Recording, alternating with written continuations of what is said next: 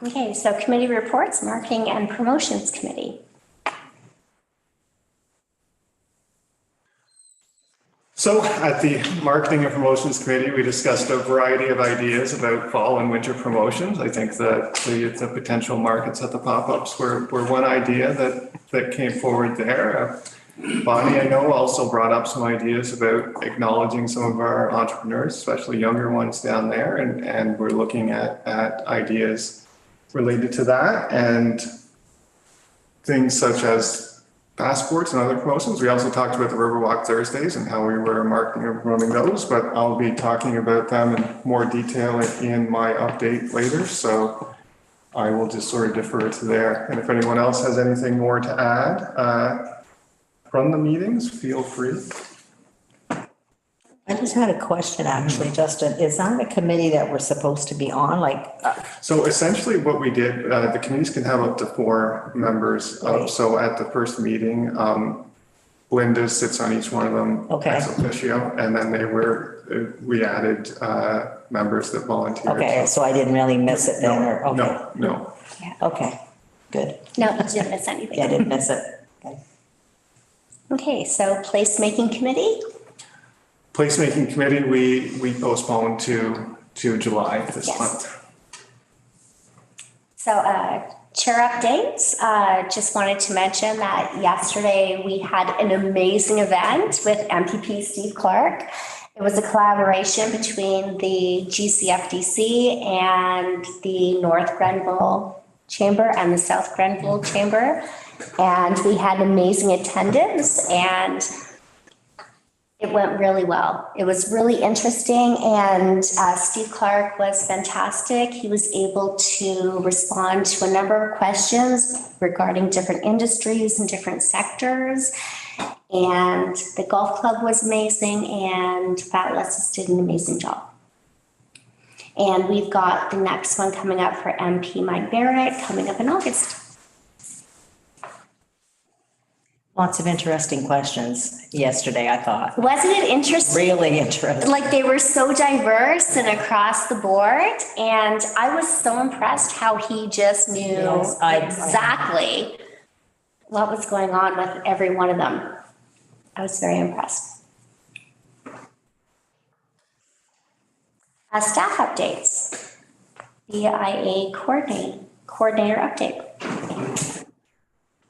So I was going to start with a little update on Riverwalk Thursdays, which we started on June 29th. So those are the events to try to generate a little bit of evening shopping and some activity downtown on one of the weeknights during the summer. So our first Thursday was June 29th, the one before the long weekend. We had music at the Clock Tower, Lyric Rogers. It was fun to see because I was over in the museum. We kept it open that night too, but it was fun to be able to look out and you're watching people come down the street and sit down, grab drinks, sit down at the patio and listen to Lyric and move on through there. We don't really have hard data on how people were moving about, but I mean, it felt like there were more people out walking around that night, downtown, just moving around between the stores. We had a number of stores stay open that night. I believe essentially nearly all of the independent retailers on those sort of main downtown blocks were open that evening. And we also had 2 that had their own activations inside the store, which is something that we were encouraging the businesses to do. Old Magic that evening had a psychic in store, and she had all her appointments booked up all throughout the evening. And Uman's Fishing Tackle, the new fishing store at 201 Water Street, is offering free fishing lessons. He started out with free kids fishing lessons. He's now expanded it to all ages, beginner fishing lessons. So bring your rod down there and you can get lessons every Thursday. I believe she's going to also start sort of shifting that to some other activities too, back and forth. The second Thursday, we were going to have our first art class downtown, the Studio Marnie, but I believe at 4 o'clock when we were getting ready to set up, it was around 44 degrees downtown for that. So we postponed the art class there. She's going to come back on the last Thursday in July to do it. But upcoming this Thursday night, we have a mosaic class with Chantel's Custom Creations. So it's a drop-in class. She has mosaic frames and she's a stained glass producer. So you can come, you can make your own stained glass mosaic there for free. And out on that space, we'll be encouraging people to, make their way through the downtown, continuing to encourage the downtown businesses to,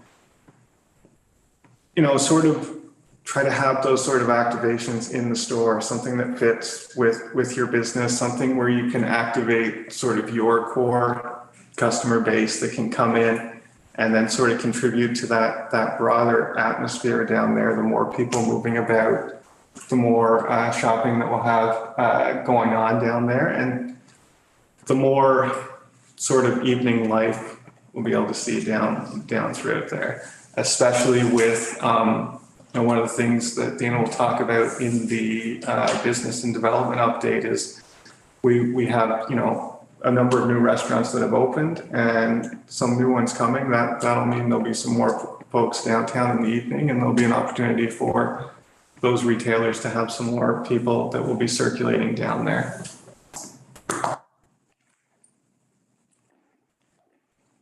So the second thing I wanted to talk about, and I think some of the members who were on the board previously may remember that we've discussed this before. It's a program called stopgap.ca, which is a not-for-profit based in Toronto that is attempting to solve accessibility problems for small businesses, Main Street retailers.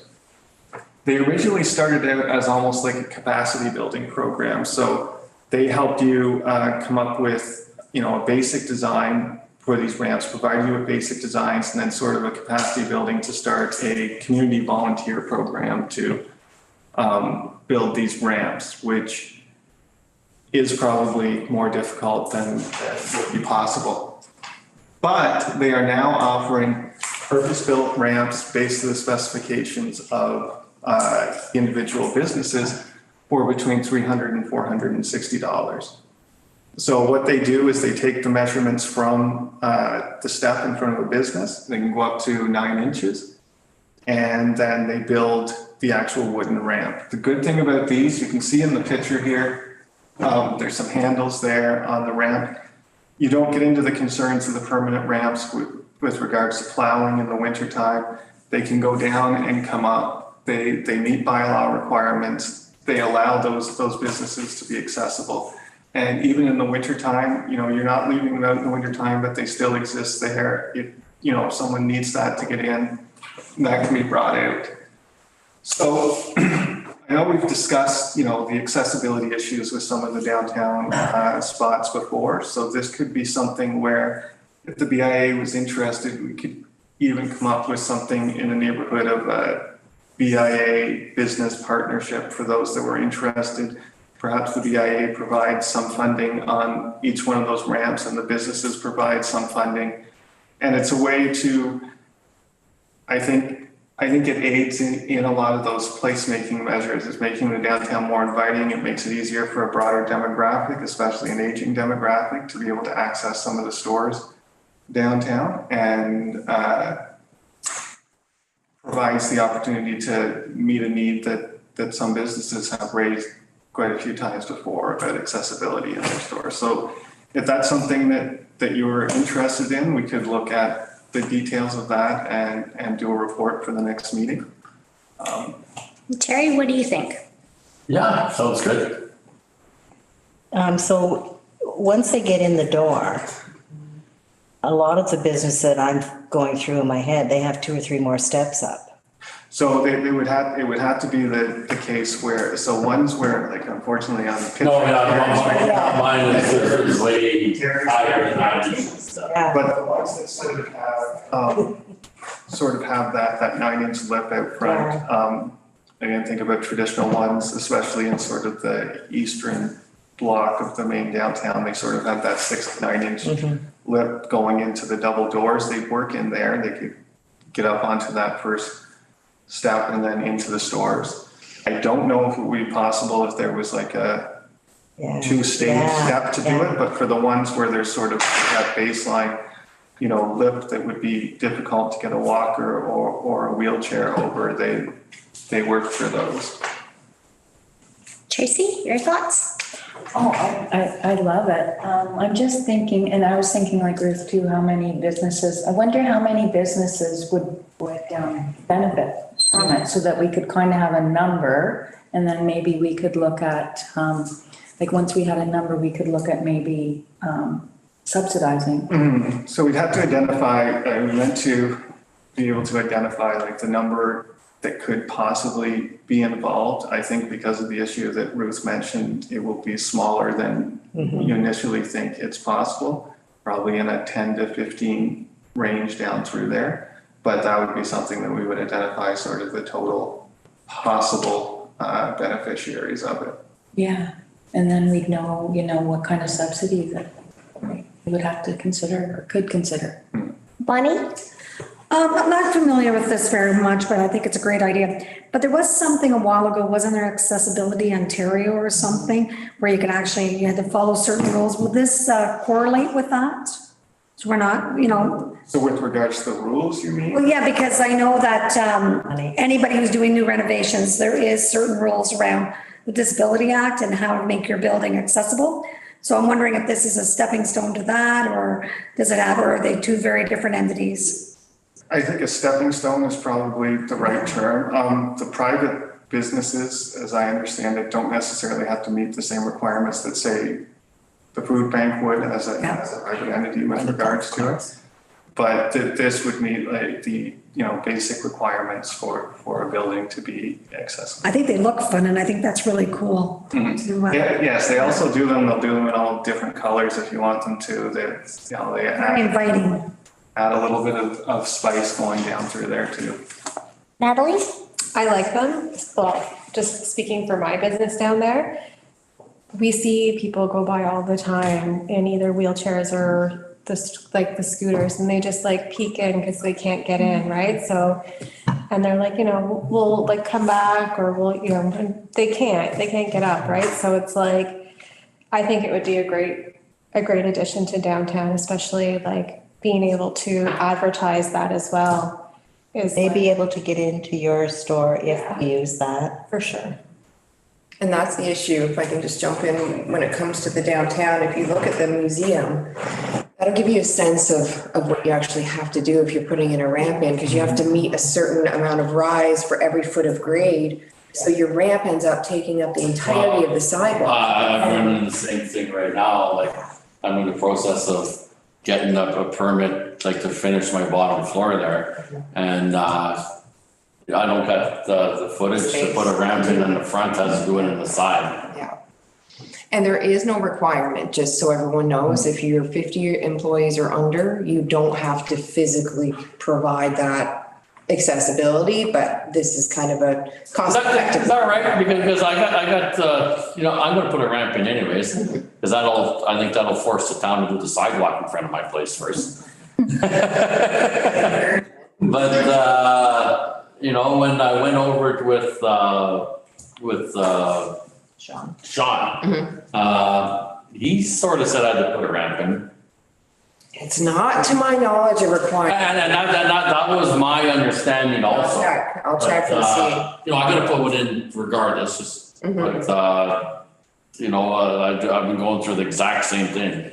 And the beautiful, we do provide the accessibility funding through the CIP program. Yeah, 100%. Yeah, which is good, but Yeah. to my knowledge, it's not an actual legislated requirement to. Unless you have 50 employees, that's. 50 or more was Yeah. the last that I'd heard, but we can certainly check on that and report back. Because I was under the exact same impression you're talking about with it. Because at first I was kind of, I was just kind of fooled up where I needed a handicapped bathroom, but I don't need handicapped access to get in there, which was kind of strange.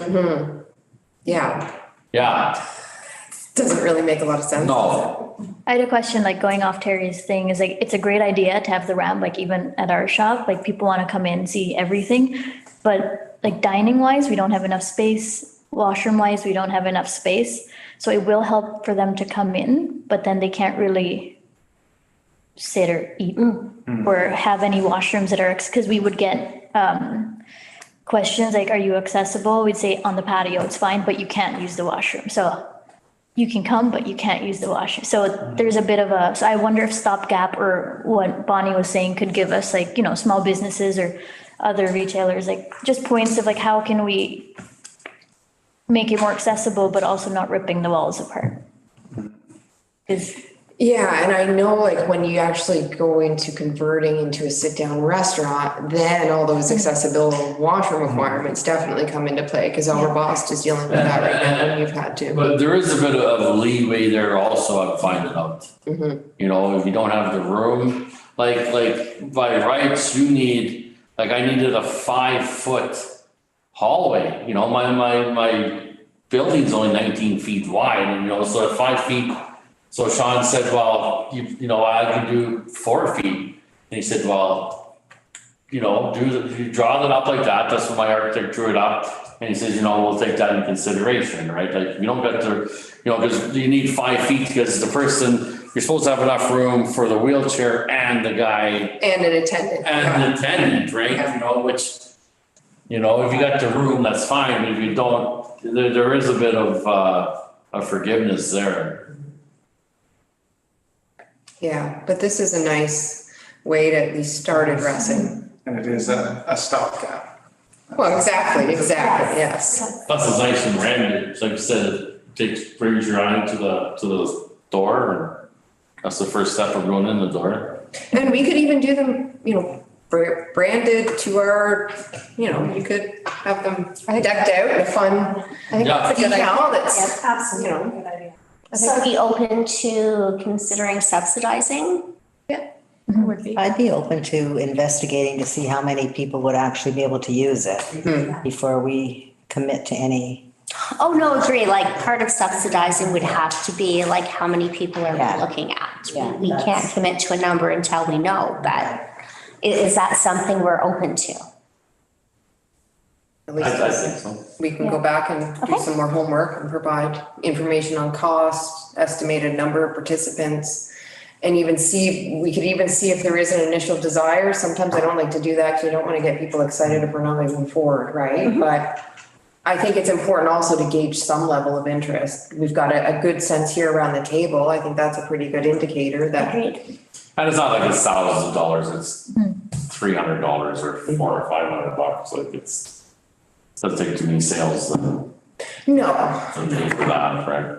no. I really do like the idea of doing a little research, Ruth, because not only are we finding out if there's going to be enough reason to do it, but you also are engaging all the businesses. So a business might say, love the concept, will work in my particular place, but thank you for including me. I would love to see something like that, but it wouldn't work for me. Like, it's kind of nice because they still might support it, which makes it, you know, even more stronger for us to do, but they might say, we can't do it in my establishment. I think it's great. Very forward thinking. And it would work for walkers too, right? Because I see. Well, you can see the demographic of the town. Absolutely, that's what I was gonna say. You go to the Sunday, the amphitheater there, we're there on Sunday, and if, you know, there had to be, I don't know, 500 people there, and maybe 3 under 40. Yeah. Like they're all, pretty much all retired That's retired people. That facility. Wait till you see Eddie and the Stingrays come. Pardon me? Wait till you see Eddie and the Stingrays. You want to Yeah. get there an hour ahead. Yeah. When are they coming? Oh, I'm sorry, I don't know. what July. you I got the itinerary here. And Debbie and Steve are very good too, that's why it was all so busy. I said there had to be 500 people there on Sunday. I'm That sure. was, So how would we like to proceed? I think moving forward, with gathering information and, Yeah, take a survey and who would be interested. yeah. And I guess how much they would be prepared to pay to have it in their business. Well, I would think that like if we could pay like 100 or 150 towards it, if they were interested, Yeah, that's approaching. like theoretically. That's approaching 50%. Just kind of You pay thinking about 50%, that. they pay 50%. Better buy-in, Yeah, because I like when people have their own buy-in, right? oh, absolutely. Well, exactly, they have. to- Everyone's got a skin in the game, right? No matter Yeah. what you're into. Yeah, we're not mandating it, but we're helping them. So if we can get some idea as to what interest might be, are we kind of comfortable with looking at 100 or 250? Perhaps? I think so, because it's not gonna be a whole pile of, Well, no, it's not going to be a lot, but I think also it just shows that we're considering different alternatives. We're supporting the businesses.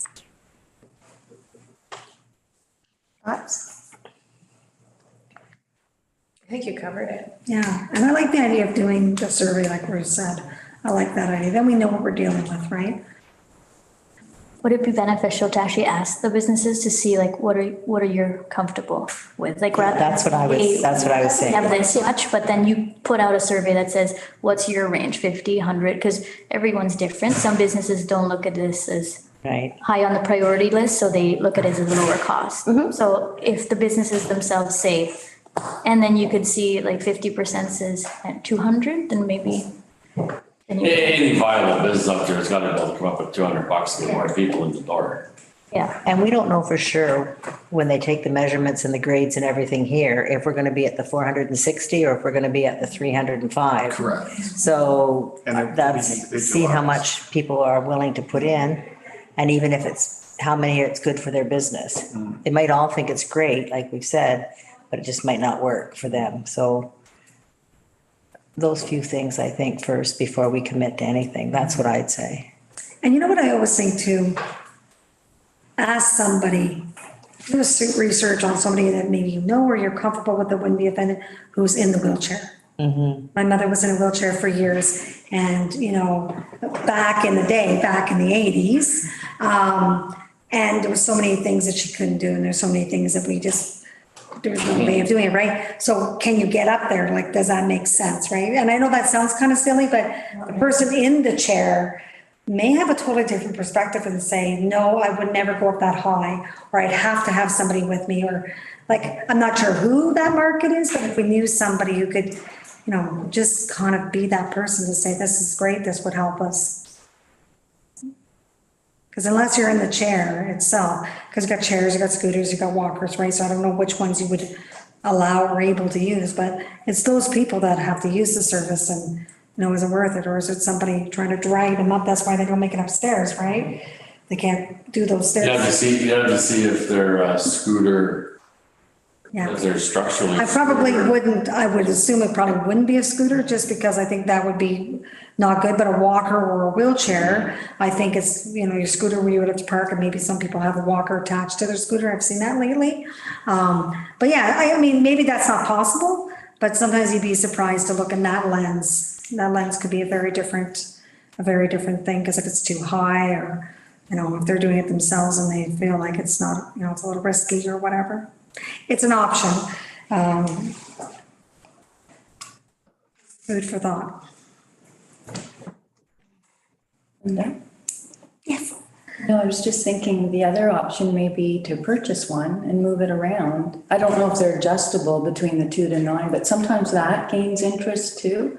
If people see, if store owners see, you know, customers actually using it. They're kind of like. Yeah, the problem with that though is like they're all, They're customizable, right? yeah. No, that's what I was saying. I wonder if it's Right, like everyone's- adjustable. It's too bad there wasn't, you know what I mean? That it could go to 2 or it could go to 9 or it could go. Yeah, You may find that there could be quite a few Yeah. that have same measurements, so. I think there'll be. That's what we're similar thinking, ones yeah. Through there. There seems to be quite a few that are just about the same grade, Yeah. yeah.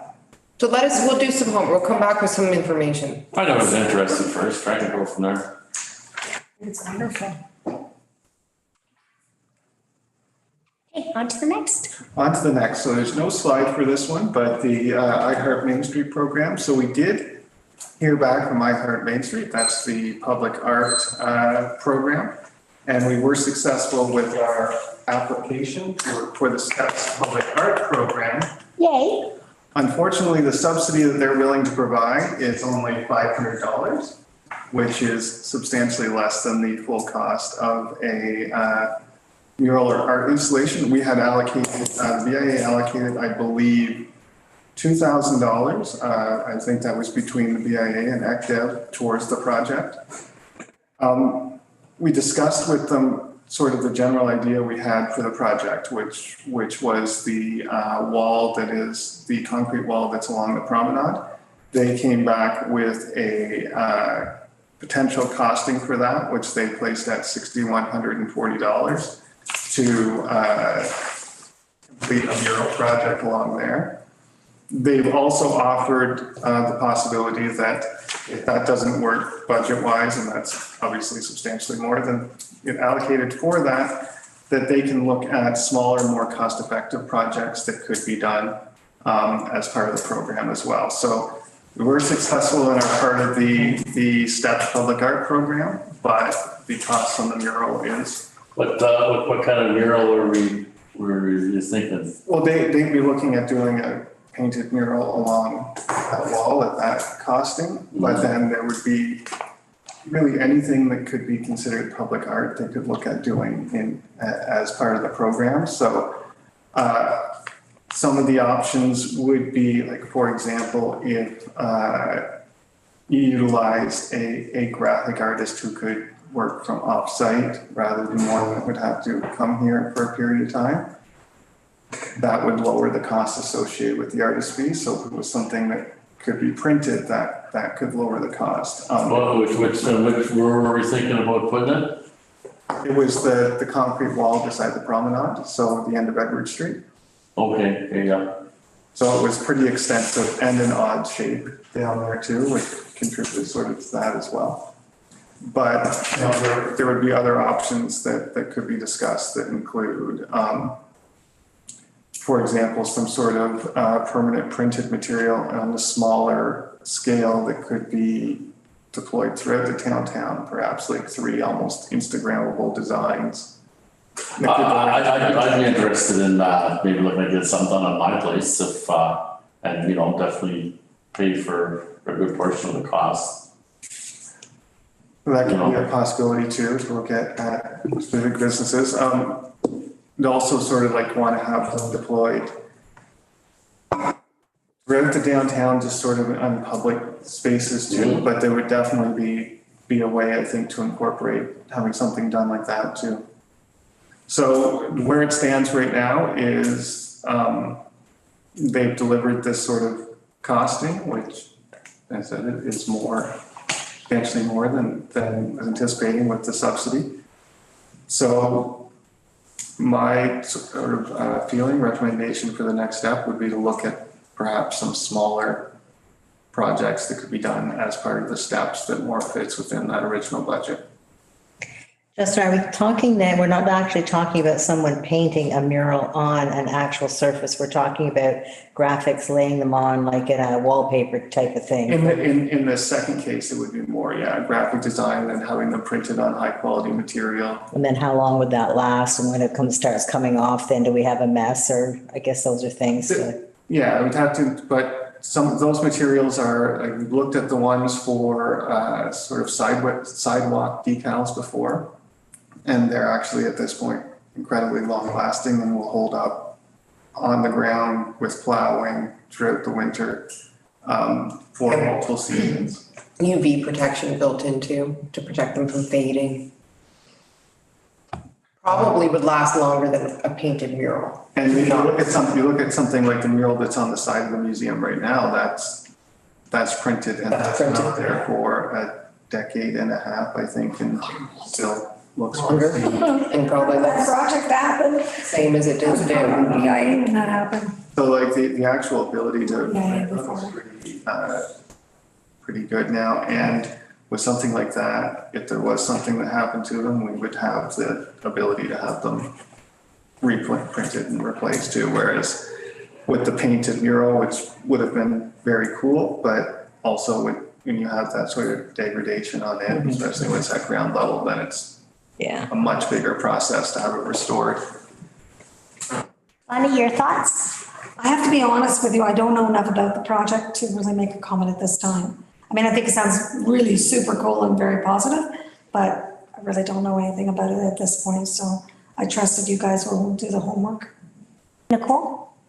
I think it's always nice to put like artwork around, especially if it's an eye catcher. But as Bonnie said, I don't know, like $500, would it get, how much would it get? Or are we willing to put in money to make it into a bigger project?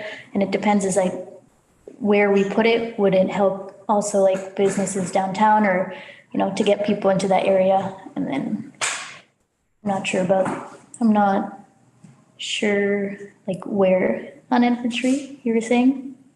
So if you did sort of the smaller ones, it would be up to like where those locations would fit going down through there. And it was, so there was previously funding allocated, so there was $2,000, I believe, in total allocated. It already. It would be like 2,500? 2,500 with the artist fee, yeah. Is there a way to maybe collaborate with the high school? Cause like, I do see that like the art teacher there does amazing work. Mrs. Sloan, didn't she Yeah. have a picture? Didn't she do something already downtown or down at the harbor? The wings. The Yeah. mural on the pool building, that was Because done the by wings, her. like, people come up from the beach and they say, oh, it's so nice over there. And it's a talking piece and it becomes the talking piece of like Prescott, I've been there. And then you see the artwork. I think it's definitely great. It's just a matter of like knowing how to allocate it well enough to make an impact rather than just it get blurred away with everything else. Are the ones in Athens graphic or hand painted? I don't think I've ever I think they're hand painted. those. Yeah, they're I like think big so. horse, like they look like they're Yeah, I just think coming right at you. Eh? The one, I went to Athens High School and I'm pretty sure it's hand painted.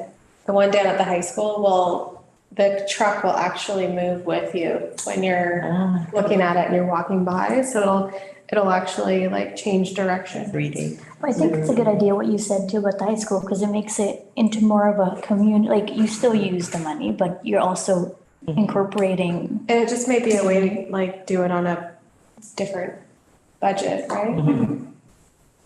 So we would lose the now only The money. $500 artist subsidy going in that direction. Because the purpose of the program is to really help the arts industry, artists actually working in the field as artists, right? Right. It's meant to kind of be And an opportunity to sort of introduce new designs and ideas designs too. and sort of perhaps styles and stuff that you wouldn't necessarily see in you know. Coming out of the local artist maybe, yeah, or a local group that does something. Yeah, that was my next question. If we go with that grant, if that's the decision that is made, can still support local artists. So Tracy, your thoughts? Oh, I was just thinking maybe a local artist might have a good idea of what they could do and where they could do it, because I don't have that creativity, but you know, they may be able to take a look at our downtown and say, hey, that would be a great spot and this is what I could do and stay within the budget. Bruce? Yeah, this is like the same. I like the idea of the high school because it does generate a lot more interest, and then the first thing we're going to hear is, oh, you're bringing somebody in from out of town. Why didn't you? And they have all those volunteer hours, right? Yeah. All those, Yeah, we could easily forego the $500 if we get someone local. yeah. Yeah, and I think we would be more of a local artist. Yeah, right. Like not bringing someone from necessarily out, you know, No, if we went this it way, would be like an open, you know, almost like. I An don't know open if they- call. I don't know if they want to call them RFPs in the Yeah. artist world, but there would be that sort of, Brockville. So Brockville this is their second recipient year of that, and they did an open call for artists. Would have been in April or May when they were first approved for this too. And I believe actually their 2022 installation, or 2021, whenever they had their first one, is a graphic printing, and it's along that fence that is towards the west end of the downtown, the parking lot that's on the south side of the street. They installed some panels along there, and I believe that's like a printed graphic that went in there, so.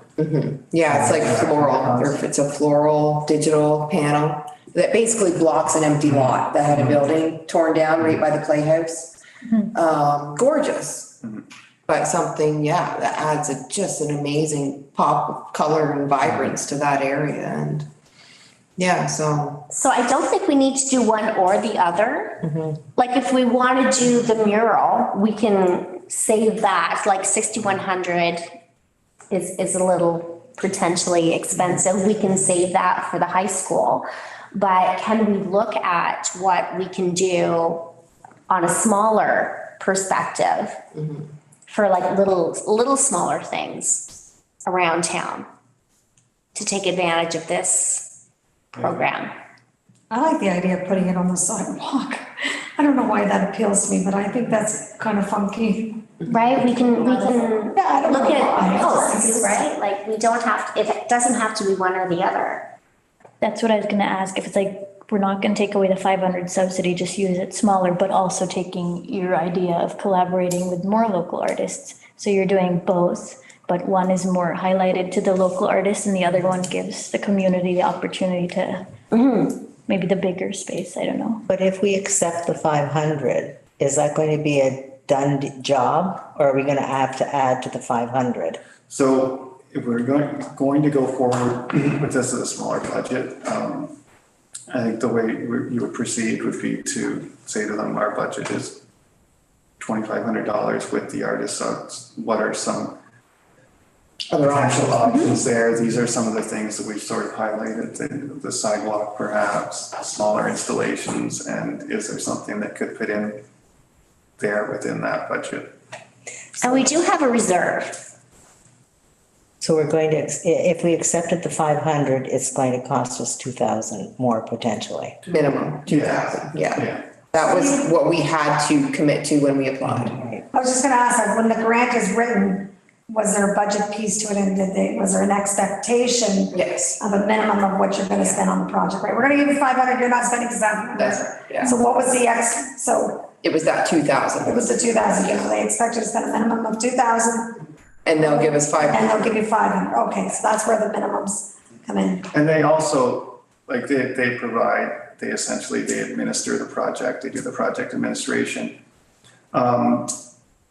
do promotion for the project through their rather large social media channels and promote sort of the area as part of it, put together some promotional materials associated with it. So there's more, I don't want it to seem like it's just the $500 either. There's more to the program than that. It's very robust in those respects. It's the actual cast. And if we decided tonight, when would it be finished? Well, they would have to sort of put out where we would have to collectively put out the call for the artists, establish what the project is, select them, have that happen. So I would imagine the timeline would probably be early fall for the completion of it. Yeah, by the time we vet the proposals, select the artist, get the design actually completed, and then produced onto panels. Yeah, it would definitely be fall. Well, it's middle of July now, it's early fall, it's coming. Yeah. Sorry. We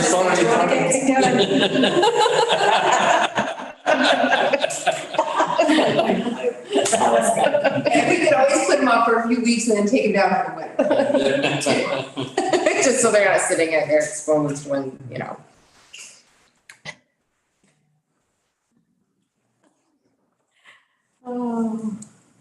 And 2,000, like that's, I don't know, I'm not an artist, but I think a $2,000 commission design is, like that all goes to artist, right? Yes, Yeah. yeah. And I think, again, that just ties into our mandate of beautification, like $2,000, I don't think is a lot. Is that all the supplies and everything, or is that? The 500, I think was for supplies, wasn't it? The 500 is like a portion of the artist fee. That's what that would have covered. Okay. In the case of the entire mural, which would include obviously the physical design of the entire mural plus the physical painting and, putting on the anti-graffiti coatings and everything in there. The artist fee for that would be $4,200, but I believe that has a great deal to do with the size and the scope of it. So the $2,500, if we were asking them to do a smaller project, would be looking for something with a smaller artist fee, and it would include the materials. So the $6,100 quote includes the materials and the equipment for that as well, for the mural itself. So in this case, we'd be looking for them to include that too in the $2,500. Are we comfortable looking at the smaller? I'm not personally ready to vote, but I am comfortable to bring more back to the table.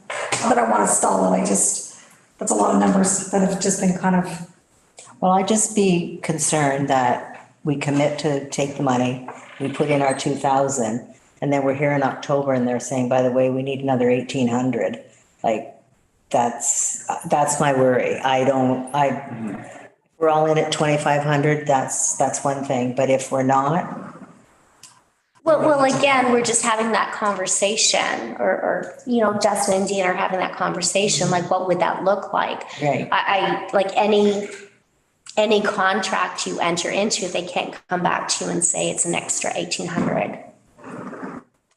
And we did have that initial conversation to see if that budget would even be feasible. Right? Yeah, like what would a 25, yeah, what We're would not just that? throwing some ridiculous number in there, Yeah, and what then it does is that gonna budget come back look in the like? fall, What and you're can we like, get? no. Like, what can we get? And they're just like nay to the nay, right? So. When's the expectation from the grant? At least in my world, when I read a grant, there's a start date and an end date, right? There's certain expectations. You can have this money, but you have to spend it by November 1st, 2023. Is there an expectation of an end date on this? So they have like a very rolling Okay. intake schedule. So basically, once the approval's made, then you establish what the project is, and then those timelines get set. Could you even set it next summer, or is that too late? I believe it's possible to set it into the winter, but I don't know about next summer. That's The reason I ask that is because we stall, right? Put it off too long on our end, and that gives you guys a little bit of tying hands to try to implement the project. I just want to make sure we've left you guys time to implement if we're going in that direction. But I agree with Ruth on the fact that I'm a little nervous around the 2,500. I would have no problem spending the 2,500, but is that going to be enough to give us the Chevette version or the Cadillac version, right? Like, are we going to be happy with the end result? This is 2,500, was that 1,000 from the town, 1,000 from the BIA? So theoretically, It's 1,000, only It's $1,000. $1,000. we're doing the $1,000. We're not doing the 2,500. And I don't think I'm personally concerned about 2,500 because I think that's more than fair. I agree with Ruth in the aspect that, is that enough to do what we want to do to make the impact we want to make, like the anti-graffiti and all these other things that you had mentioned. I feel like I'm buying a car, right? So you can have the 4 wheels, but everything else is going to cost more. I'm just not sure because I'm not sure, right? I just don't know if there's more added on to that or. And that is what the budget will be. So once we set it, that's it. There is no. Yeah. And you would be happy with 2,500 to do what your vision is? Because I know you guys have always good visions. I think for what we're talking about, like the production itself is probably gonna be about $1,000. Okay. But I will say, from an economic development perspective, if we're at that point, I believe there's money in the budget, if there's another 500 that needed to go in to actually get it produced and put on the wall, right? So you've got your artist fee, we've got to pay an artist to design it, and then we actually have to create it, right? Go to a sign company and have them produce these panels. So, that could be another approach too. We could look at maybe bumping that up through Act Up by another 500 just to cover those production costs and still give you a very ample, 1,000 to 1,500 for the design fee. And we can ask iHeart Main Street if that's a reasonable design fee to get a reputable artist in their experience, right? Because did they talk about what, just for someone to actually come up with the design, what is a reasonable commission? Because. We never got there, did we? Because it was so The size of the mural-focused. project. Yeah. Everything was focused on. And it was mural. mural focused, yeah. So that's the thing too, is I think we've got a few more questions to ask, but the real purpose of bringing it forward tonight was to see, is the BIA happy with that initial 2,500? And try and do what we can for that, what the original commitment was? Or do we want to try and look at finding some more money somewhere so that we can meet that now $6,000 budget that we'd be looking at if we wanted to cover that wall with a full painted mural? So the sense I'm getting is that no, I think the consensus is that most people would be fine looking at the $2,500 initial budget. Try and do what we can. Maybe it's not going to be a painted mural. Maybe it ends up being graphic design panels, like original art, but in the form of panels versus painted. And what if they come in and they say, yeah, that's a really wrong spot? Like you're gonna have your market down there, it's gonna be covered, no one's gonna see it. Are we open to say, okay, tell us what you think as an artist, where should it go? Are we open to that? And if they identified some different spaces, I'm sure. Yeah, and I think that's where we could be very flexible and frame the proposal and not focus necessarily, because that wall isn't necessarily the most realistic approach at $2,500 anymore. So now we're maybe talking sidewalk tiles and just leave it completely open to an them. artist, right? The To come artist. in. And that's what I was getting at, have Yeah. somebody creative come into the Yeah. downtown and say, hey, Yeah. this spot. This is what we should do. This is the And it might spot, be, this is what it should be. That's right, yeah, it might be something that we wouldn't have even thought of. Yeah. Because Yeah. we're not. Artists. We're not artists. Not artists. Right. You don't have that creative eye to say, hey, that wall is screaming for something, right? That's what I was getting at. Yeah. Yeah. So yeah, I think that's certainly an approach that we would be more than happy to take, just more, putting it out there at the original commitment and leave it very open-ended, not even identify a specific spot. Because we Or know, even type of project necessarily. yeah, Just what. an art, it could What be, are some art projects you could do for that price? yes, doesn't even Yeah. necessarily need to be a mural, it could be a sculpture. Yeah, It could be exactly. something, right? It could be a multitude of things. Oh, you guys. I think our goal is really getting arts in color, right? Something, So the tough question I'm gonna ask, but you guys will be able to answer it because you've obviously put a lot of research and time into this. What's your end goal? Why would you want to do this? And I ask you guys that because you have a lot of passion, you really have led us to some really amazing things. So if you're even bringing this to the table, there's a reason why you think it's a good idea. So why do you think it's a good idea? well, I think it all goes back to that buzzword that we're all using right now, which is placemaking. You bring the arts and culture into your downtown and it brings people an interest and it makes people slow down and pay attention. And then when they start to pay attention to those things in the downtown, they start to notice the businesses. And they start to shop and they start to invest and then they start to think about living here. And it really all goes back to creating an appealing, attractive downtown. You got my vote now. And people who don't live here see that the people that are around here are invested in this community. Like, look at the way you were just talking Right. about the mural in Athens, that Right. people talk about that, right? It creates discussion and you talk and you tell your friends and family and then they want to go and see that. And next thing you find yourself driving 100 kilometers to see this. and it- That's what does it, right? It takes And when you're there, effort what are you gonna do? to do You're these gonna things. spend money. You're gonna take a look around. Yeah. You're gonna think, hey, I could live here, I could have a business here, Yeah, I could raise my family here. And I know it seems like a little really holistic, but it really isn't. Like it's just that, every little additional thing to draw the eye and slow traffic down is really what we're trying to. Thank you very much for answering that, Dana. Because sometimes we're not the ones that did, well, I know for me, I didn't do all the research on it, right? So I want to hear that kind of passion of why you would even spend time considering such a project and bringing it forth to us. So it's nice to know that.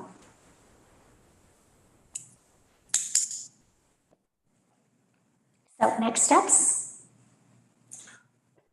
Well, it seems that the next step here would be to request from Reinhardt Main Street that perhaps some potential projects within our budget and see what direction those could take. Okay, do we need a motion to kind of set that budget, or are we good for now?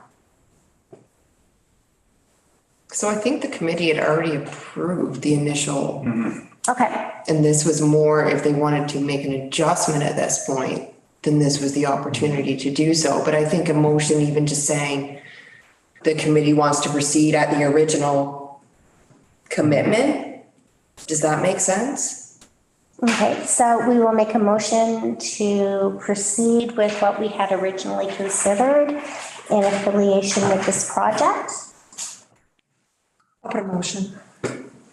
Second, thank you. And I have to sneak out, and I'm not mad at anyone. I just have to go and close down the food bank. Thank you so much, guys. Great job.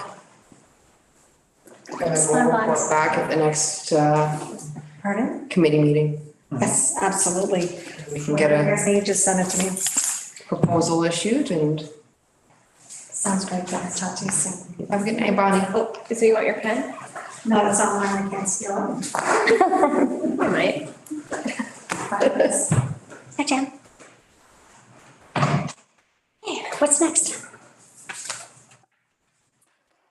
Got an older agenda. I'm not sure if it's, Next up would be Canada Day in Prescott. okay? So I wanted to just we wanted to cover some of, well, all of the activities that occurred around Prescott on Canada Day, which, I mean, seemed to be a very vibrant day all throughout the area. I'll go through each one of these activities here on our way through, but just wanted to include some of the photographs that the professional photographer picked up going through the area on Canada Day there. So the two sort of business type promotions that we ran that day, the Canada Day Passport, which we discussed at the last meeting, but was active just essentially for Canada Day. Had people circulate not just to all of the community events and tourism events that were going on, but also to downtown and uptown businesses. We had 70 completed passports submitted just from the Canada. They had to receive those stamps on Canada Day, so that was circulation on Canada Day, dropped off the completed passport with 6 stamps. The winner was drawn on July 7th and received a prize bag of Prescott Merchant dollars. One of the things as we were, distributing the passports and talking to people were people's just genuine excitement about passports and those sorts of promotions. People enjoy getting a stamp and going around and having that sort of quest to go and visit multiple places. We also attempted a sort of smaller version of a sidewalk sale on Canada Day. We had 6 participating businesses, possibly didn't have the activation out on the street that we would have hoped for sort of a sidewalk sale, but it's something that when talking to a few of the businesses that there is an openness to do it again, perhaps on the civic holiday weekend.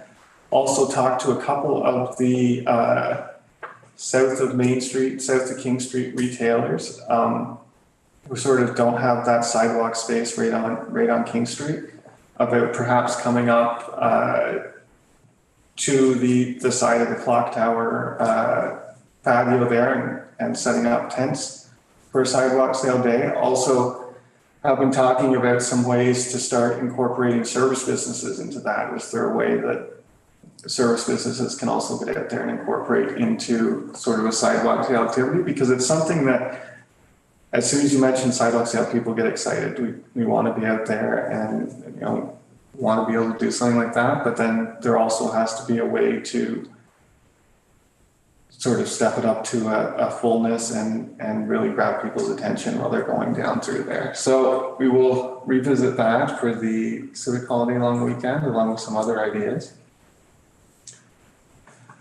Canada Day market. So we had the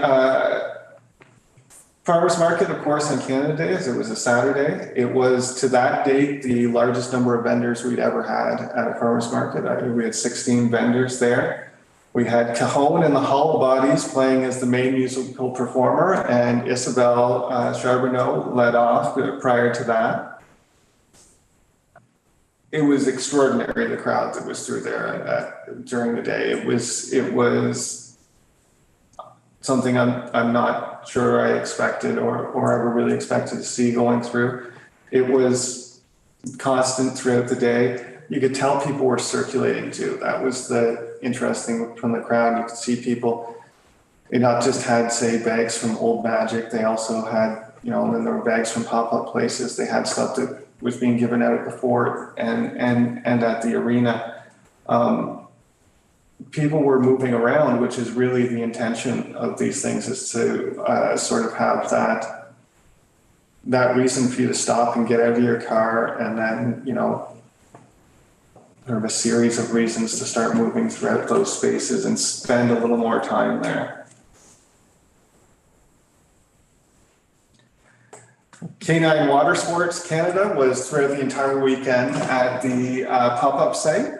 So I hope everyone got a chance to see some of that, because it was pretty fun. Incredibly well attended, starting basically at 8:30 on Saturday morning as well. People were in and out throughout the day. Those stands filled up, the area around it filled up. The people were moving in between the sets through the pop-ups. The people with, you know, the actual doggy athletes, they were circulating around down there, through there too. The doggy athletes or their owners were big fans of the Canada Day foam visors we were handing out at the different sites. Didn't see that coming, but they all wanted one to put on their dogs down through there. And it was just a huge crowd both Saturday and then again on Sunday down through that area. I don't have a specific slide for the stuff that was at the Leo, because I was down there all day, never was able to get up there, but they had over 1,000 hot dogs that were distributed at that. They had reptile shows up there. Isabel and her new band played again up at the arena area. And you could see the circulation between all those sites throughout the day, which was very cool to see. So I don't know if anyone has any questions about the Canada Day activities before we jump over to. Or the big crowd at the Leo, like lineups, Yeah. the whole. It felt like everyone here and everywhere else was Yeah. down around someplace that day. A lot of good comments we got. Yeah, and along the promenade, it was just like people all day, and they were just talking about how amazing it was. And there's so much going on, and, you know, like you could see, like they had plans. They were either coming from the Leo and then going to the pop-up, or like they had a plan, like just completely going around everywhere. It was amazing. And that's something that we're really thinking would be great if we could start building on moving forward and start pushing that further west too. Like, look at maybe next year we could do something back at the Clock Tower patio and have some sort of entertainment there. And then, you know, continue to be driving that and trying to push that migration. Not to say it wasn't already happening. Like, I'm going to put you on the spot, Nicole, and say, how was Canada Day down your way? Busy, Good. busy, Okay, very good. busy. Good. I wanted to like crawl into a blanket in the sky. It was very busy. But as you said, it's like people came in the morning and then I could hear them talk and said, oh, this is the first stop and we're gonna go around. Yeah. Or like end of the day, people had like the little fort sticker, so I knew they were over there.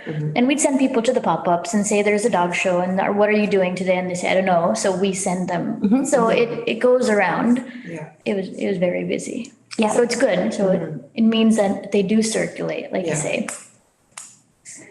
And it is great when you think about the way that the town is laid out, because you do have these anchor points, right? Along the whole waterfront from Centennial Around. Park all the way down to the fort and the waterfront lands, and then the uptown anchor, and having that connection. And I will say, it was like 70 passports turned in from people in just probably a 6-hour period, meaning that people were going from uptown to downtown, spending money everywhere. Like, experiencing everything. It was just so encouraging to see, and yeah, just the level of excitement. So, yeah, we just really wanted to kind of set the landscape to maybe look at, continuing to expand on it moving forward.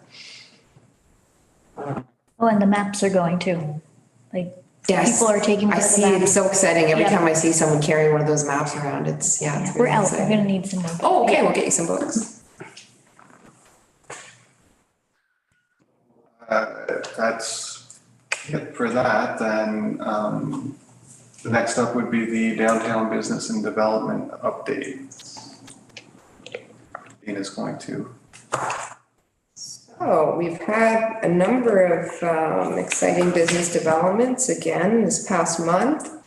We had the soft opening of Laurel and Lace Flowers, located in the formal Cardinal Flowers and Gifts. They had their soft opening on June 13th, so they're at 218 King Street West.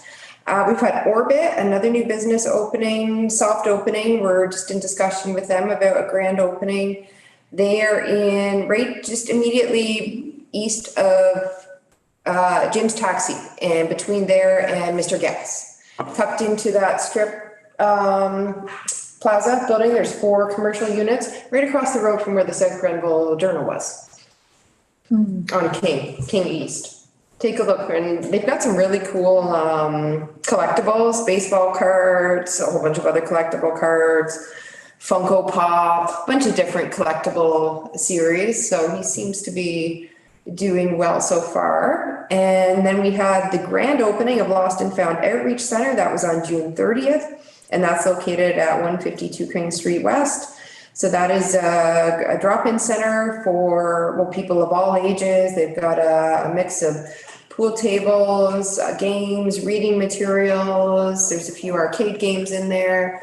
And it seems to be getting a really good response from a number of people from the community. And then we had the 45th anniversary of Kriska Transportation Group. That was celebrated on June 23rd.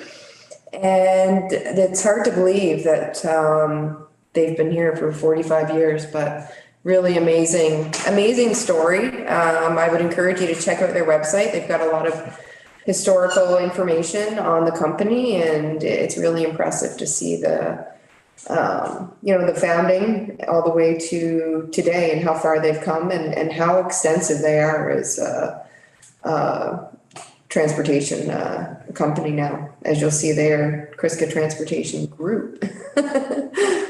And then we had Dollarama grand opening, same day at 145 Prescott Center Drive. So that was another exciting opening. There's been quite a bit of buzz around. And then I'll just take you to some upcoming ones. We have quite a few restaurants coming in the next month, as I know many of you are aware and excited about. So we have Chuck's Roadhouse grand opening scheduled for August. That's at the formal Subway Circle K shop at 297 King Street. And then we have Renegades Bar and Grill grand opening. Again, that'll be happening in August. Thinking probably 3 to 4 weeks away. It's getting very close. And the Renegades is going to be more of an Italian themed restaurant in the former JD Pond and Piccolo locations. So he took over both of those locations.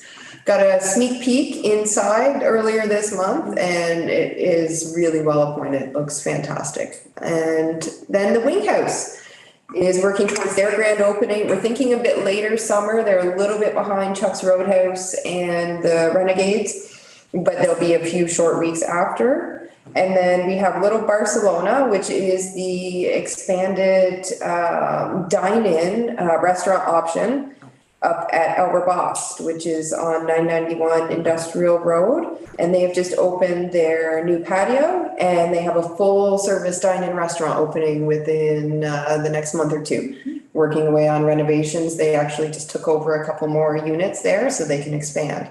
So that's a really exciting expansion as well. So yeah, lots upcoming and lots happening in the past month.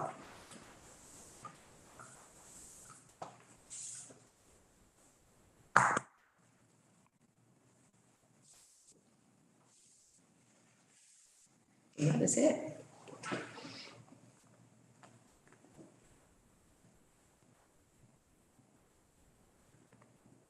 So that would conclude the staff and coordinator updates. Okay. So, sorry, yes, you have the previous.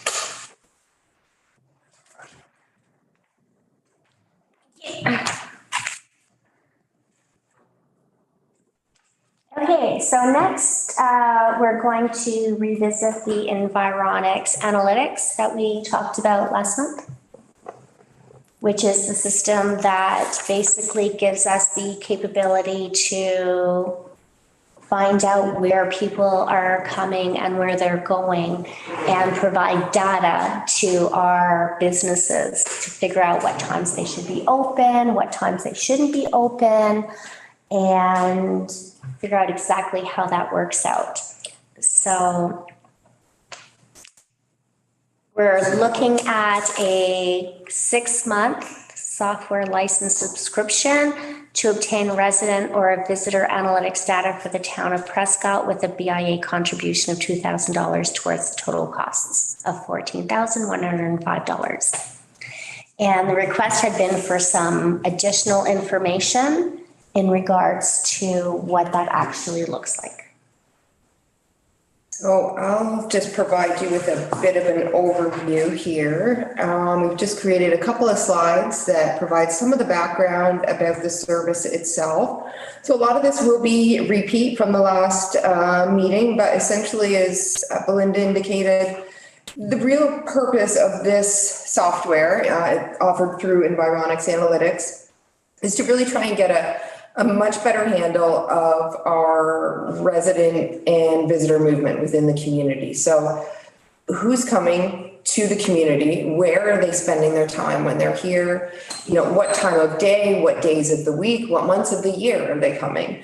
And, you know, where are they moving to within the community as well? So it's a really exciting program that we can tap into, and it'll provide us with a lot of insights into attractions as well. And I think and businesses and the most exciting part, I think, for us is to really be able to share that data for the first time with businesses, with local organizations, with attraction providers, our events organizers to, you know, because I think to a certain extent, everyone is playing a bit of a guessing game, and we're all seeing what works and what doesn't and shifting to try something else if we feel that isn't working. And we all have very limited marketing resources available to us, and especially the small businesses. You're trying to, you know, attract the most consumers with the smallest investment. And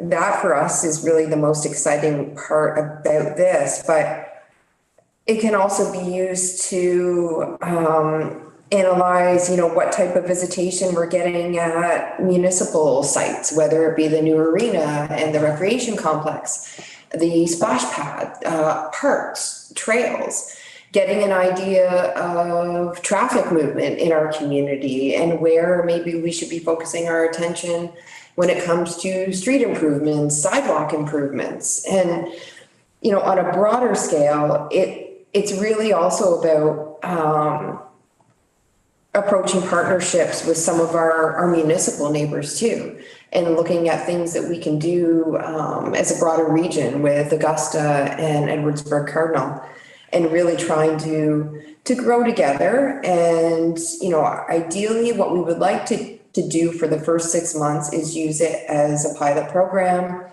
And then if we feel that we're getting, you know, really valuable data out of that, at that point, we would look at maybe approaching some of those other partners I just spoke of, such as Augusta, Edwardsburg, Cardinal, because I think there could be significant benefits throughout the region, and we can much better market together. And it'll give us a much better sense, you know, from an investment perspective.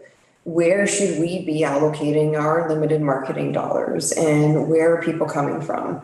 So I think, you know, it's really vital information that we've never had an opportunity to access before.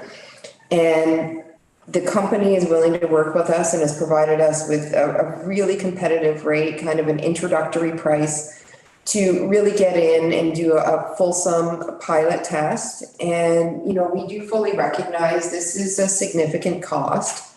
But when you look at what you would spend on marketing budgets, this type of information is power, and it can really help better inform, what we're all doing with our precious dollars and time. And the benefits are really so far reaching.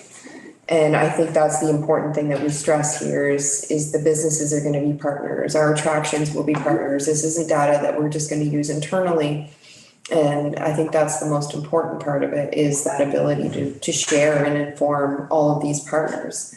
So as you'll see, it's a $14,000 cost. What we are suggesting, and I've received at least endorsement in principle from our CAO to pursue outside funding. So we are approaching the BIA with a request for $2,000 allocation.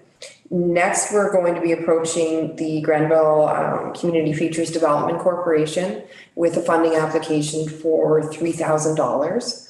So that would get the municipal cost, if we're successful, down to $9,000.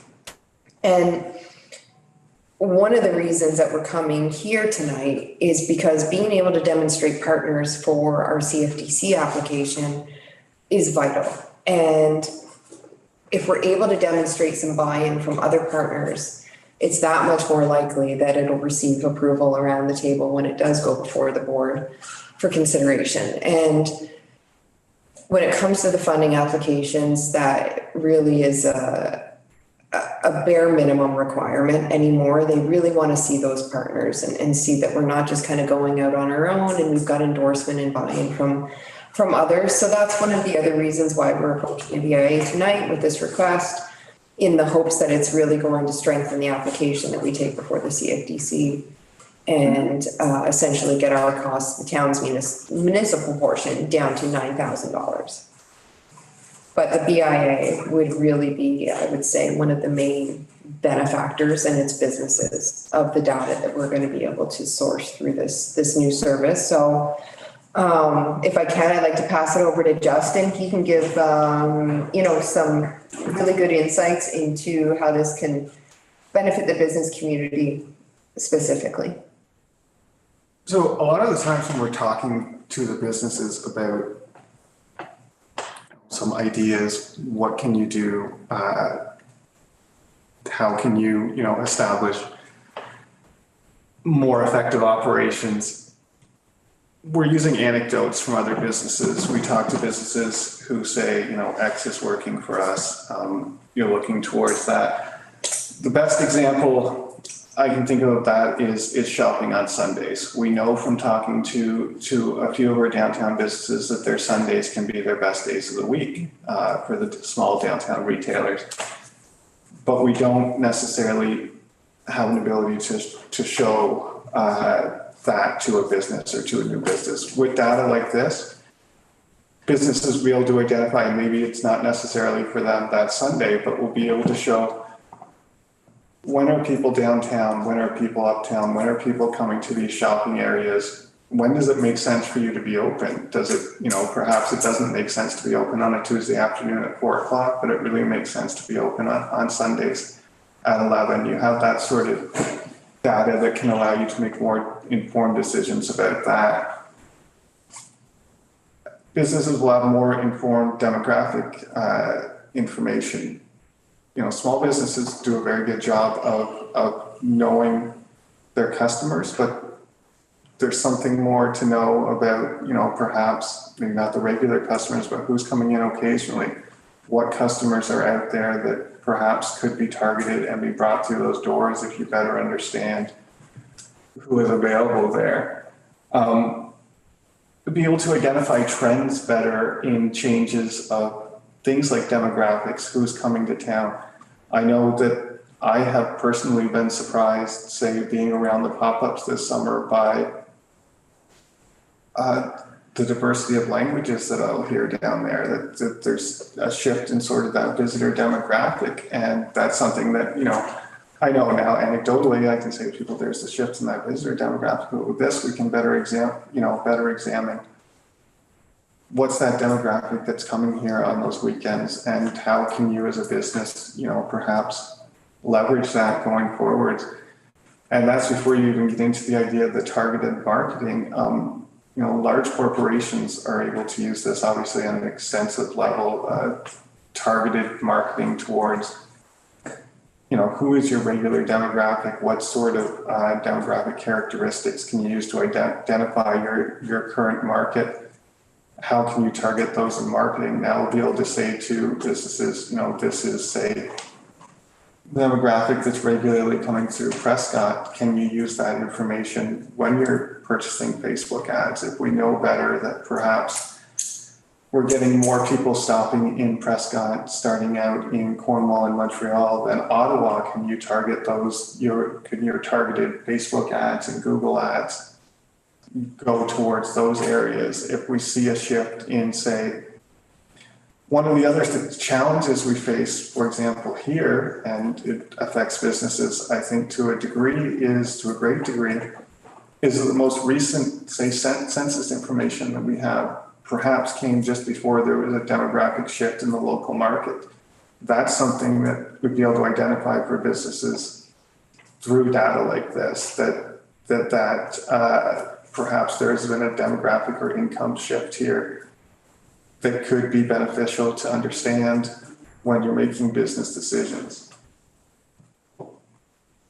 And even, when we're looking at potential new businesses downtown, having the ability to accurately say, here is where our information, here are where our customers come from, here are the potential customer bases, here are some things that we know about them that might not be, picked up for another 5 years in that census data. Here's something we know about the visitors that is very difficult to pick up in the sort of surveys or discussions that you have with people coming through there.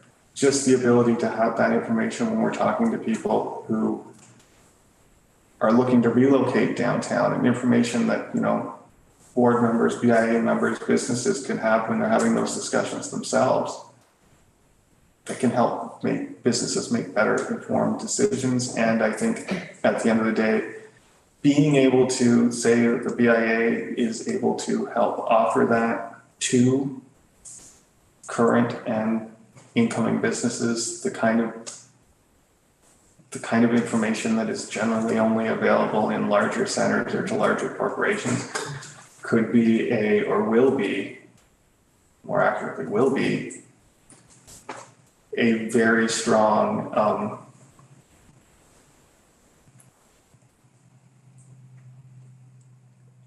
just very strongly recommend the area as one to do business in.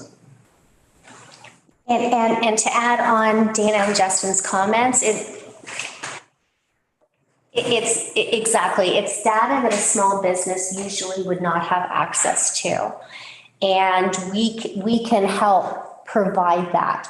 So Nicole, you can look at this data and figure out, maybe change your hours, figure out what time you should be open. Natalie, you can figure out, Terry, you can figure out, everyone who kind of figure out what hours you should be open.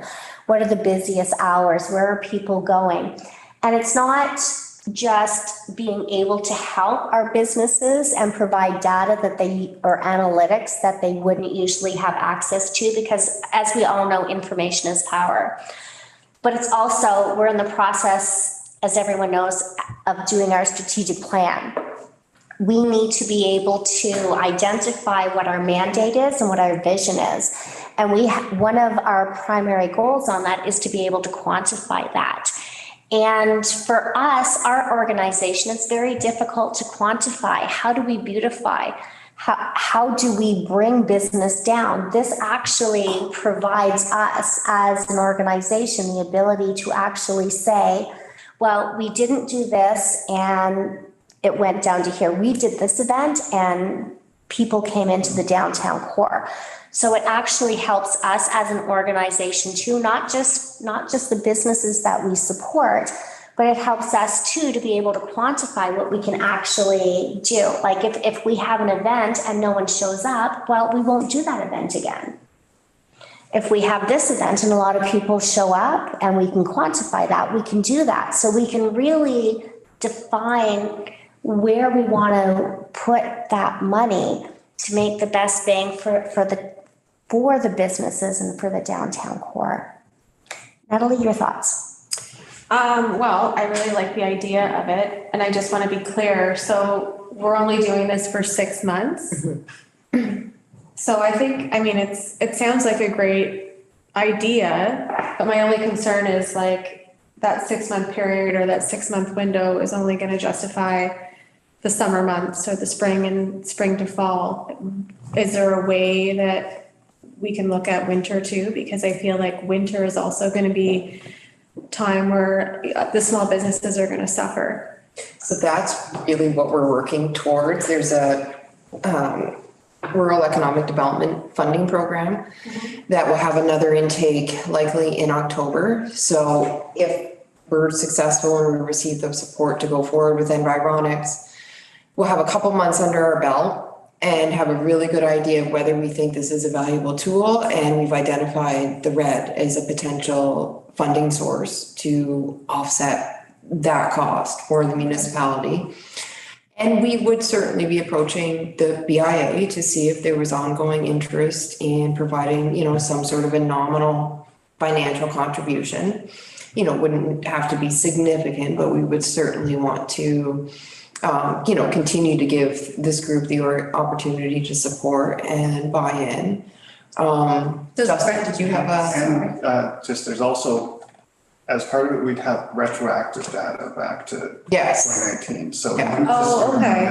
this 6-month snapshot, it would be being able to go back and compare things. Like, for example, we could I go like back that. and look at how the iHeart, what do we call that? The February Yes. mining thing we Yep, did in yep. 2022.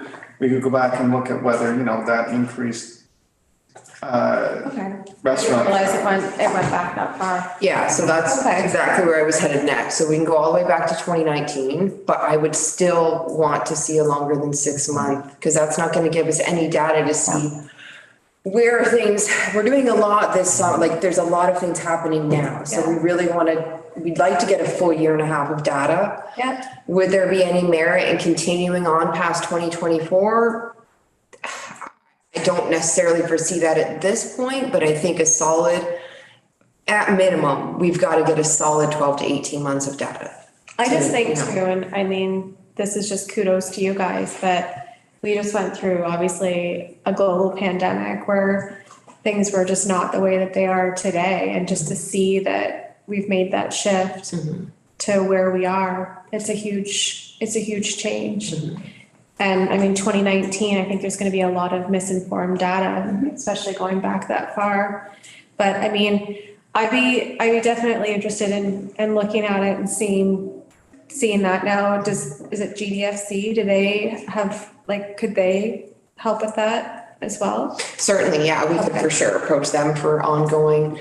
They usually have like, it's called the Community Initiatives Fund, I think, this year. They usually have some sort of pot of money that gets released for municipalities, different organizations to apply for each year. So we would certainly approach them for ongoing funding support. But even from 2019 to like now, it's like night and day.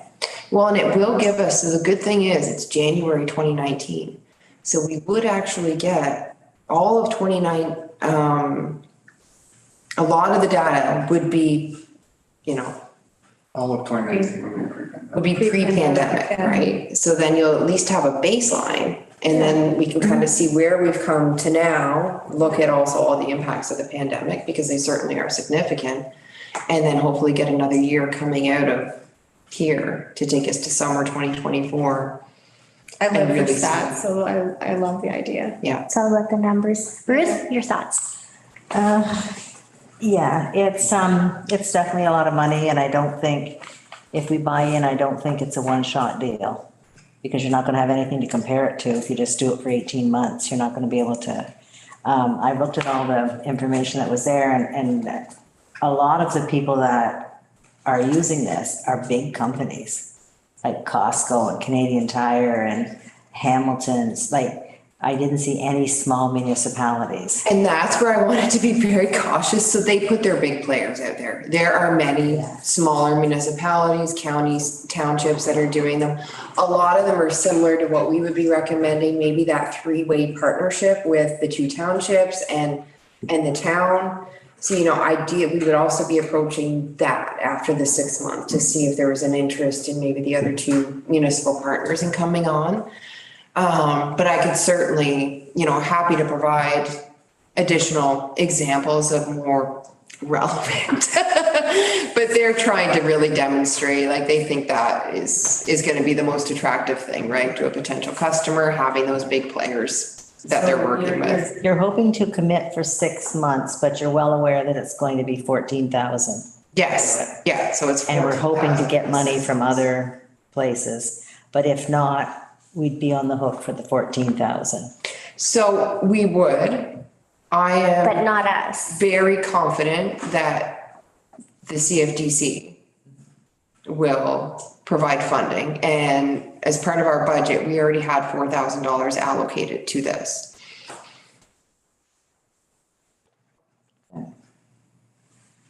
Terry? Oh, sorry. In terms of characteristics, so, okay, are they gonna tell us gender, age? Are they gonna, what's the deep dive there on characteristics? Income. Pardon? Education, income. Okay, that's what I was wondering, because then that could. Family makeup. Okay, because then will it also show you how much they're spending at a location? So they go into Natalie's store and there's a female age 25 spending, $150. So I don't know, it will not provide that. Okay. That type of level of insight. It will provide a, broader picture of what demographic group they make up, what their average annual income is, what their average annual expenditures are on food, disposable goods, mortgage, vehicles, properties, what their base education level is. Example, industries of work, those type of insights. It won't get that to that level. No, I was just, the only reason I suggested that was because then maybe you could, find your niche market. Okay, there's this demographic is coming. Yeah, that's great. Yeah. Yeah. And then origin too, right? So you may find that you're putting all your money into marketing to Montreal and you find all your customers seem to be coming from GTA. But even with age, you can do a lot with the business, if lots of kids, lots of youth, or you're getting older clientele at that time. And you can kind of niche it that way, different days. Your thoughts? I still think it's a great tool, as I said before, it is a lot of money, but if we can use it right, and we may have to use it longer to see more data, but with the amount of data it's presenting, this is the future. This is what it's gonna be for any business, no matter if it's food or retail. Or even for the town, we can even use it, we have a dilemma where to put the painting, where you can see the traffic of, is this area getting less traffic, or is this area getting more traffic? Maybe you put the painting where it's dead traffic, or opposite, you put it where there's more people. So just even decisions like that, you can pull up that data and see. So it depends on how, I think if we use it correctly, take advantage, then it would be worth the money. So it's town-wide, right? Yeah, so up to your queries, each individual query can be up to 5 million square feet, which would essentially be about 60% of the town in one query. So you would never really want to go, you go too big and your data is just overwhelming, right? And then you can't get a sense of exactly, ideally, we're probably trying to infer, we can run for the downtown core. We could run one just for the uptown core and get a sense of where that movement is happening just in those commercial districts versus just taking, 25% of the town. You want to be a lot more targeted in your approach, right? So that we can infer the most possible data out of that. Yeah. I was thinking, say, November 25th, okay, how many people were uptown? Yes. Right? Yep. And then on that same day, how many people were downtown? So is that flow actually happening? Yeah. Yeah. kind of thing. So it would benefit the whole town, it would benefit tourism, it would benefit businesses, sales, so it's a really broad reach then.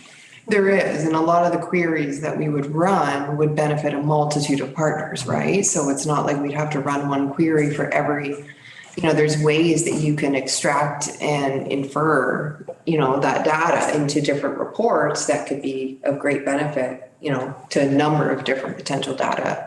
And my final question, sorry, is would you be provided training to get the best? Yes. To get the best results out of the data? Yeah, so we get 20 hours of one-on-one training through their representatives. And then there's an online training resource that we can go to at any point, query-based.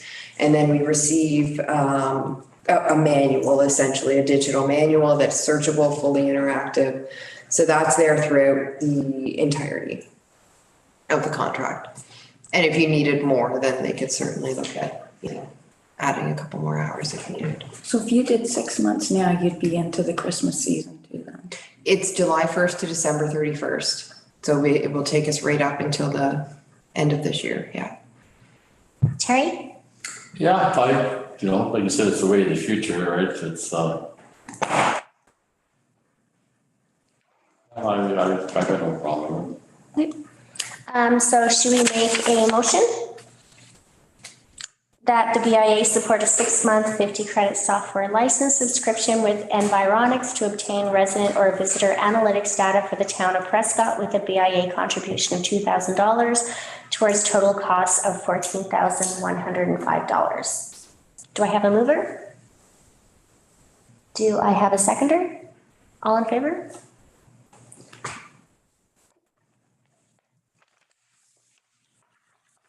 And then, of course, we are, God forbid, not successful in that funding.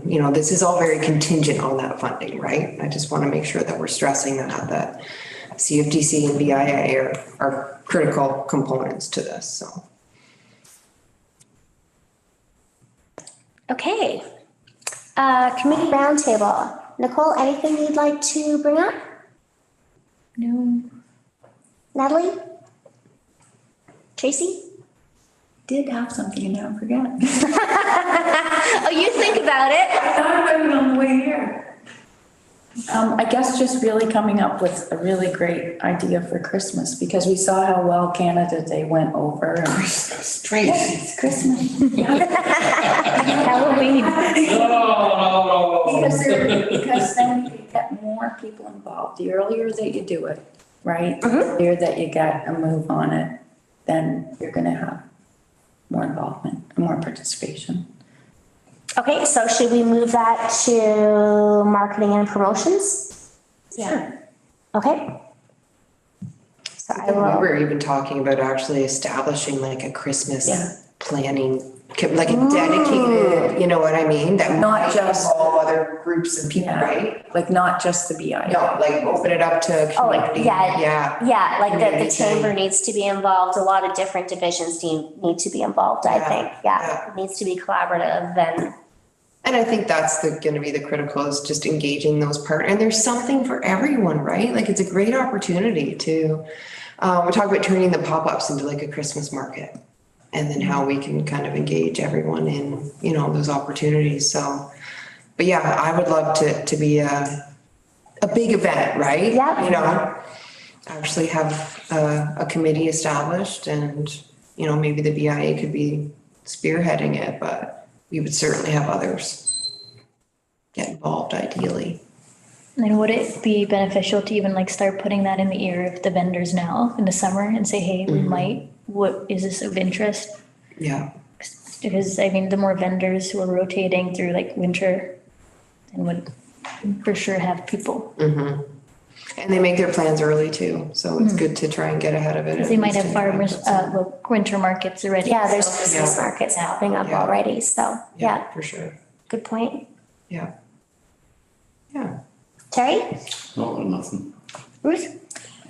I don't want to sound negative, but it's just a question. So this data program, if that had been in place, Do you think that it might have suggested some different places to put the parkettes than where we have them landed? So it could well have, yeah. If, you know, would have had that at least to be able to analyze the traffic data, right? And without that, we are to a certain extent playing a guessing game and trying to place them in front of businesses that are a combination of service, high service areas, or high mix of restaurants. And that's really kind of the rationale that we use to select those locations this year. But now that we have that data, then, you know, I think it was Nicole's point, you can start looking at, you know, and maybe these are really low traffic that we're trying to encourage more movement to, or really high traffic areas that we're crazy not to have a patio here. So prime example of what that data can be used for, yeah. Okay. Certainly. Okay, Dana, anything you'd like to add? No, I have nothing to add. Justin? Okay, well, I think I will motion to adjourn. Oh, just a reminder about committee meetings though. Oh, committee meetings are, the marketing and promotions are 18th and July 18th and placemaking is July 25th. So recommendation that the meeting be adjourned to August 8th, 2023 at 5 PM. Do I have a mover? 5 or 5:30? 5:30. Yeah. Sorry. Do I have a seconder?